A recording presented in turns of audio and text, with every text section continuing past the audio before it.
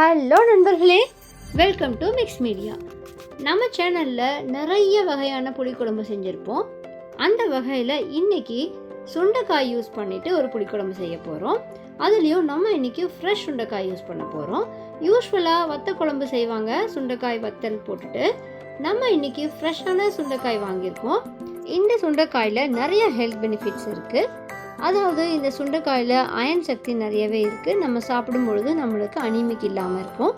அப்புறம் உடம்புல இருக்கிற பூச்சிகள் இதெல்லாமே கில் பண்ணுறதுக்கு இந்த சுண்டைக்காய் ஹெல்ப் பண்ணும். இது மாதிரி இன்னும் நிறைய ஹெல்த் பெனிஃபிட்ஸ் இருக்குது. அதனால் எல்லாருமே இந்த சுண்டைக்காய் யூஸ் பண்ணுங்கள். வத்தலுக்கு பதிலாக இந்த மாதிரி ஃப்ரெஷ்ஷான சுண்டைக்காய் யூஸ் பண்ணும்பொழுது அதனுடைய நேச்சுரல் ஹெல்த் பெனிஃபிட்ஸ் நமக்கு ஈஸியாகவே கிடைக்கும். ப்ளஸ் இது கசப்பாக இருக்கும்னு நினைக்க வேணாம், நல்லாவே இருக்கும். அவ்வளோ கசப்பு எல்லாமே தெரியாமல் இருக்கும். ஸோ நம்ம இன்றைக்கி வாங்க பச்சை சுண்டைக்காய் யூஸ் பண்ணி ஒரு புளிக்குழம்பு செய்யலாம். வீடியோக்குள்ளே போகலாம் வாங்க. ஸோ இதுக்காக நம்ம இன்றைக்கி என்ன பண்ண போகிறோம் அப்படின்னா, சுண்டைக்காயை வந்துட்டு தட்டிக்க போகிறோம். லைட்டாக அதை மோர் இல்லைனா தயிர் யூஸ் பண்ணிவிட்டு அந்த வாட்டரில் தட்டி உள்ளே போடுங்க. அப்போ தான் அது கலர் சேஞ்ச் ஆகாமல் இருக்கும். ஸோ எல்லா சுண்டைக்காயுமே அது மாதிரி தட்டிக்கிட்டு எடுத்து வச்சுக்குவோம் ரெடியாக. ஸோ இந்த சுண்டைக்காய்க்கு ஒரு மசாலா அரைக்க போகிறோம். என்னெல்லாம் அப்படின்னா, கடாய் வச்சுக்கலாம்.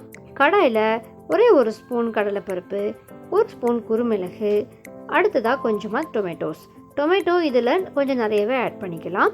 இந்த புளி குழம்புங்கிறதுனால நிறைய புளி ஆட் பண்ணாமல் டொமேட்டோஸ் ஜாஸ்தி கூட ஆட் பண்ணாலும் அதனுடைய டேஸ்ட் நல்லாவே இருக்கும். ஸோ அதையும் ஆயில் போட்டுட்டு இந்த டொமேட்டோவை வதக்கி எடுத்துக்கலாம். அடுத்ததாக 1/4 மூடி தேங்காய் திருகி எடுத்துப்போம். அதையும் கொஞ்சம் ஆயில் விட்டுட்டு லைட்டாக ரோஸ்ட் பண்ணி எடுத்துக்கலாம்.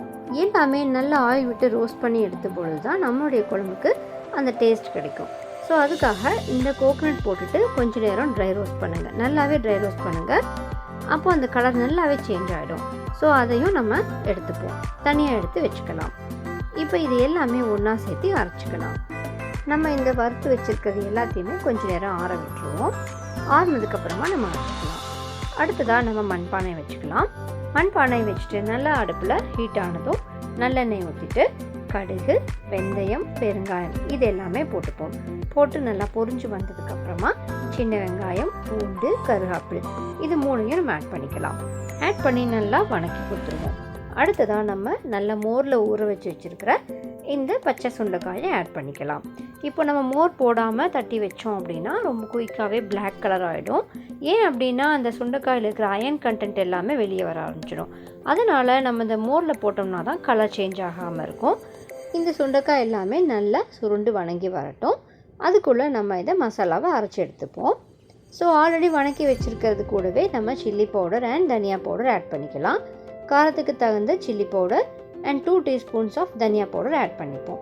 எல்லாமே ஆட் பண்ணிவிட்டு நல்லா பேஸ்ட்டாக அரைச்சி எடுத்துக்கலாம். அடுத்ததாக நம்ம இப்போது ஆட் பண்ணிக்க போகிறோம். நம்மளுடைய சுண்டைக்காய் எல்லாமே நல்லா வதங்கி வந்தாச்சு. இது எல்லாமே இப்போது ஆட் பண்ணிவிட்டு தேவையான அளவு தண்ணி ஊற்றிப்போம். அடுத்ததாக நல்லா ஒரு எலுமிச்சங்காய் அளவு புளி தண்ணி ஆட் பண்ணிக்கலாம். அதையும் ஆட் பண்ணிவிட்டு நம்ம குழம்புக்கு தேவையான அளவு வாட்டர் ஆட் பண்ணி நல்லா கொதிக்க விடணும். கொதித்து வரும்பொழுது லாஸ்ட்டில் நம்ம சால்ட் ஆட் பண்ணிப்போம். இப்போவே ஆட் பண்ணாலும் ஓகே தான். ஸோ ஆட் பண்ணிவிட்டு நல்லா பொறுமையாக கொதிக்க விடுங்க. எல்லாமே சுருண்டு சேர்ந்து வரும். அப்படியே ஆயில் எல்லாமே நல்லா ஃப்ளோட் ஆக ஆரம்பிக்கும். அவ்வளோ நேரம் நல்லா கொதிக்க விட்டீங்க அப்படின்னா நம்மளுடைய சுண்டைக்காய் நல்லா மாவு மாதிரி வெந்துடும். அப்போ தான் சாப்பிட்றதுக்கு ஈஸியாக இருக்கும். நீங்கள் பாதியிலே இறக்கிட்டீங்க அப்படின்னா அந்த தோல் வேகாது. அப்போ கொஞ்சம் ரொம்ப ஹார்டாக இருக்கும் சாப்பிட்றதுக்கு. அதனால் அது நல்லா வேகிற அளவுக்கு பொறுமையாக கொதிக்க விடுங்க. கொதிச்சு ஆயில் செப்பரேட் ஆச்சு அப்படின்னா நம்மளுடைய இந்த புளிக்குழம்பு சூப்பராக ரெடி ஆகிடும். ஸோ இந்த புளிக்குழம்புல கொஞ்சமாக வெல்லம் ஆட் பண்ணணும். எப்போவுமே புளிக்குழம்பு அப்படின்னாலே கொஞ்சம் வெல்லம் ஆட் பண்ணால் தான் அந்த குழம்புடைய டேஸ்ட் நல்லா என்ஹான்ஸ் பண்ணி கொடுக்கும். அதனால் லிட்டில் பிட் ஆஃப் வெல்லம் ஆட் பண்ணிக்கோங்க. ஆட் பண்ணிவிட்டு அதுவும் ஃபைனல் ஸ்டேஜில் ஆட் பண்ணுங்கள். இப்போவே ஆட் பண்ணிடக்கூடாது. இப்போவே ஆட் பண்ணிட்டீங்க அப்படின்னா நம்மளுடைய காய் எல்லாமே வேகாது. அதனால் ஃபைனல் ஸ்டேஜில் தான் நீங்கள் ஆட் பண்ணணும். ஸோ பாருங்கள், நல்லா கொதித்து ஆயில் செப்பரேட் ஆகி வந்துட்டுருக்கு. தண்ணி நம்ம ஊற்றுனது எல்லாமே சுண்டி வரட்டும். நல்லா சுருண்டு வந்ததுக்கப்புறமா நம்ம இறக்கிடலாம். அவ்வளோதாங்க, நம்மளுடைய இந்த சுண்டைக்காய் குழம்பு சூப்பராக ரெடி ஆயாச்சு. இந்த குழம்பு சாதம், சப்பாத்தி அண்ட் தோசைக்கு எல்லாமே சூப்பரான காம்பினேஷனாக இருக்கும். இதே மாதிரி இன்னும் பல ரெசிபிஸ்க்காக நம்ம சேனல் சப்ஸ்கிரைப் பண்ணிட்டு காத்துருங்க.